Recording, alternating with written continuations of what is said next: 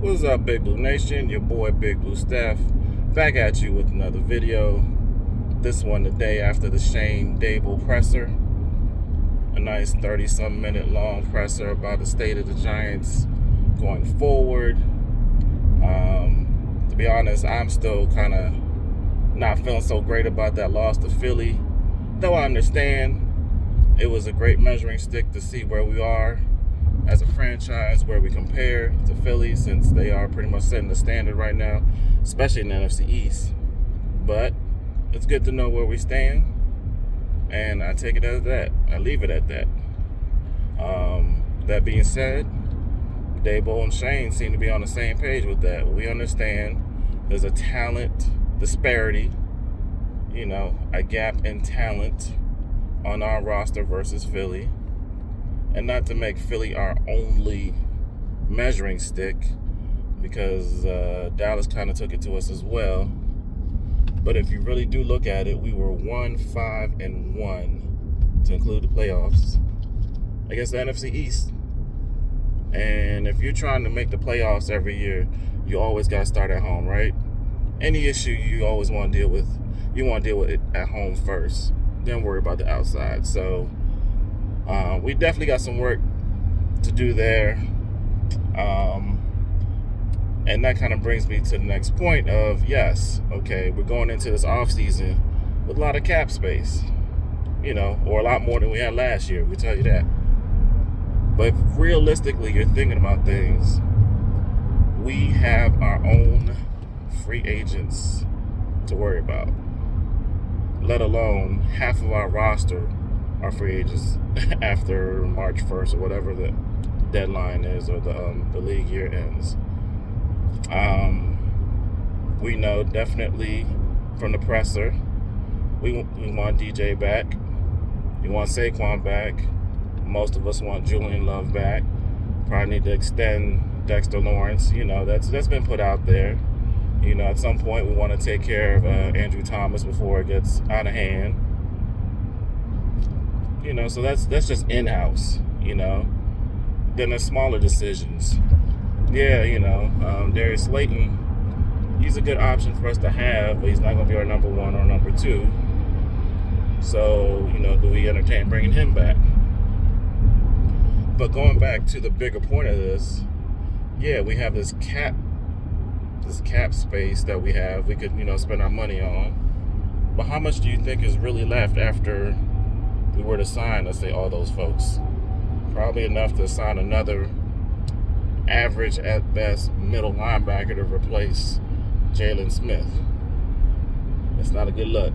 And we want to try to trade for a number one receiver. Even Shane said it in the presser. Yes, having a number one receiver is nice, but how many of them, like a true number one receiver, aka Stephon Diggs, aka Justin Jefferson, how many of them are still left in this playoffs? How many of them didn't even make the playoffs? And we made it to the divisional round, second round.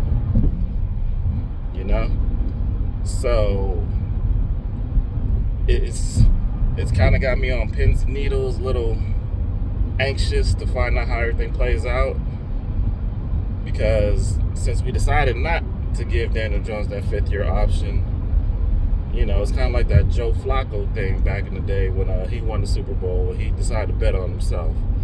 He's made himself a lot of money. DJ, this is. So, what, Shane's already said, I'm not planning on breaking the bank, basically. Every free agent is going to have, the cutoff point where we're like, okay, we're not going over this. This is our stop point. So what does that mean? What if DJ in his camp is like, I need $40 million a year? That's a big chunk into our salary cap. Let's say Saquon wants $15 a year. What do you do with Dexter? What do you do with Julian Love? That's a lot of money, y'all, that needs to be allocated.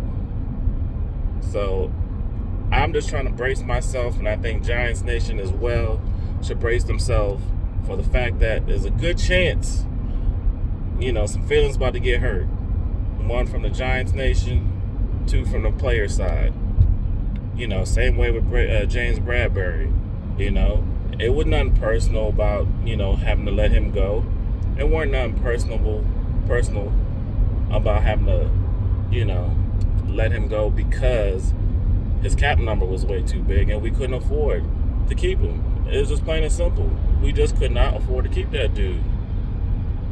Hell, Shane even said in the presser, look, there's so many free agents that was out there that we wanted to, help improve this roster, which definitely would have helped our roster. Could they do it? Nah. They ain't had the cap room. Imagine if James Bradbury was still on the roster. It's a business at the end of the day, y'all. So that's why I'm bracing myself. Worst case scenario is both DJ and Saquon both don't come back. Realistic possible scenario, Saquon don't come back or DJ don't come back. That throws a whole monkey wrench in what we as Giants fans have been or are expecting out of next season. We make the playoffs, second round of playoffs. We're like, yo, we good, we building, this is our standard, this is our, our platform. We ain't going nowhere lower than this. Imagine if one of those two don't come back, then what? What we gonna do? If we don't have DJ back as quarterback, you think Tyrod's gonna be able to do the things that DJ did? Mr. Tyrod, I can't play one quarter without getting injured. Davis Webb, love the guy, love his brains, the way he thinks the game, the way he can coach the game, but you think he can do what DJ did this year? Okay. We don't get Saquon back. Okay. Yeah, he's a dynamic back. The stuff is things he can do. Do you think we can honestly replace Saquon? I mean, nowadays they basically say what running backs are a dime a dozen, whatever. But there is a special gift in Saquon. So if he don't come back, that's a big issue right there. So I'm just saying, Giants fans, brace yourself. Shane is definitely not shy and not scared to ruffle some feathers and pretty much say, look, this is the number, take it or leave it. I'm sure he may, negotiate some, but hey, didn't work for Bradbury all that well, did it? Anyway, y'all, rambled enough. That was like my little take on the presser, but our future's still bright. The foundation's been laid. The type of players that we want and need, and the connection to the coach, GM, we know is there. We just need the players to keep backing that up. At this point, it's kind of like a wait and see. I'm not going to be sitting around here every dang report that comes out. Oh, so-and-so is close. Oh, DJ was getting ready to sign his extension, blah, blah, blah. Phil Simms quoted. Boomer said, oh, yeah, they're close. We have inside sources. 2 to 3 weeks later, we still talking about DJ not being signed. So I'm not going to go crazy after each report that comes out, each rumor mill. Nah. When it's signed on the dotted line, I'm rejoicing. I'm taking a big sigh of relief.